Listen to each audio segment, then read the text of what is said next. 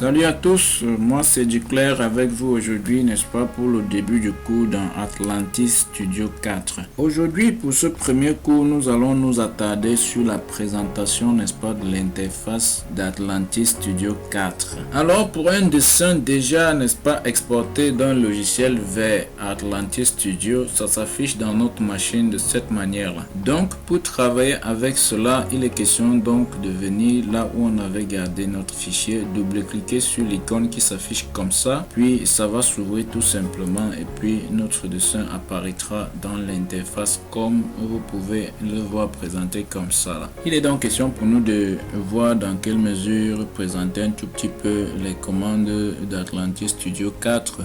Là, au tout début, nous avons une ligne de menu, n'est-ce pas? Il y a fichier, édition, affichage. Dans affichage, là, nous pouvons réduire notre dessin comme ça, ou peut-être même agrandir ou optimiser même sur notre écran. Il y a inspecteur, là, fenêtre, outils. Dans fenêtre, il y a la possibilité, n'est-ce pas, de paramétrer notre rendu final à la fin, de présenter aussi notre dessin en 2D et tout. Et puis il y a aussi le menu aide, donc nous voyons, n'est-ce pas, les options là dedans. Là, après la ligne, n'est-ce pas, les menus, il y a quelques options de quelques commandes qui apparaissent là. Les commandes les plus courantes que nous aurons donc à utiliser, ça apparaît donc là dans cette ligne là par défaut. Quand on clique, n'est-ce pas, sur une commande là, ça se développe là-bas sur la colonne de gauche. On a là en première la commande, n'est-ce pas, shader, qui, n'est-ce pas, représente une fenêtre par laquelle on peut, n'est-ce pas, positionner ou du moins prendre les couleurs pour appliquer sur nos parois de bâtiment. Après ça, il y a, n'est-ce pas, lumière. Après lumière, nous avons l'héliodon par laquelle, n'est-ce pas, nous pouvons paramétrer la position du soleil sur notre bâtiment. On peut vouloir, n'est-ce pas, paramétrer que le soleil soit en temps réel ou peut-être à un moment de la journée qu'on veut. À partir donc, n'est-ce pas, de la commande héliodon, nous pouvons tout simplement entrer, n'est-ce pas, les paramètres nous permettant d'avoir la position du soleil que nous souhaitons sur notre bâtiment. On peut positionner le soleil en fonction du lieu où on se trouve. On peut le faire manuellement. Si on clique sur manuel, ça prend une position qu'on ne peut pas changer. Ou bien on peut positionner le soleil à 45 degrés, n'est-ce pas, de notre bâtiment.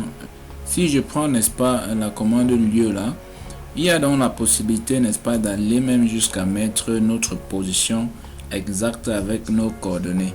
Si je prends par exemple Maroua, je prends Maroua Cameroun, Maroua Cameroun,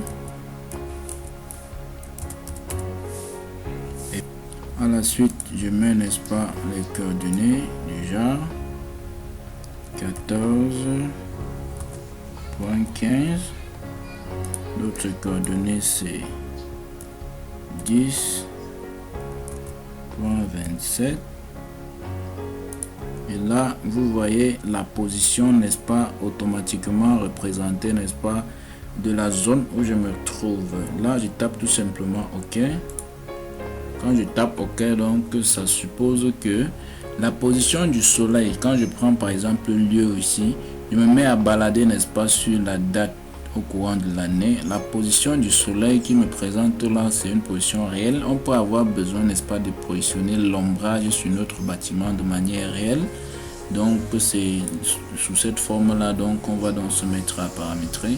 Il y a la montre qui représente, n'est-ce pas, les horaires de la journée, n'est-ce pas, de toute la longueur de la journée. On peut balayer là, on voit comment l'ombrage change sur notre bâtiment, ou peut-être changer la date au courant de l'année, ça change aussi l'ombrage sur notre bâtiment.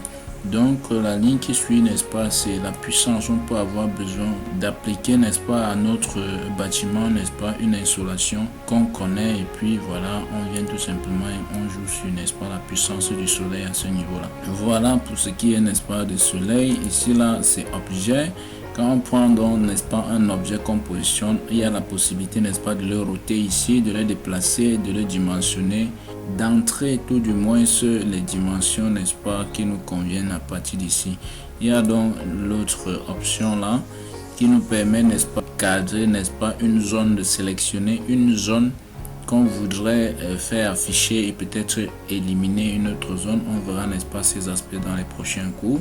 Et puis il y a aussi cette option là qui nous permet, n'est-ce pas, de prendre les images. Et puis il y a bien d'autres options. Voilà, là on a zoom, on a la main pour prendre, on a n'est-ce pas, l'option de vue en 2D. Quand on prend cette option là, notre dessin peut, n'est-ce pas, se représenter devant nous en 2D, ce qui peut nous permettre donc de déplacer certains éléments à partir, n'est-ce pas, de la 2D pour positionner aux emplacements exacts. Donc il y a toutes ces options là. Quand on veut faire le rendu directement, on prend un rendu qui s'affiche juste là, et puis ça nous permet donc de ressortir notre image comme on aurait souhaité. Atlantis 4 vient avec certains objets par défaut de la bibliothèque, mais il y a aussi la possibilité, n'est-ce pas, pour nous de faire appeler une bibliothèque externe que nous avons peut-être téléchargée. Et puis c'est très simple pour le faire. Nous venons simplement sur ce petit plus là. Quand je clique sur plus, on me renvoie dans ma machine.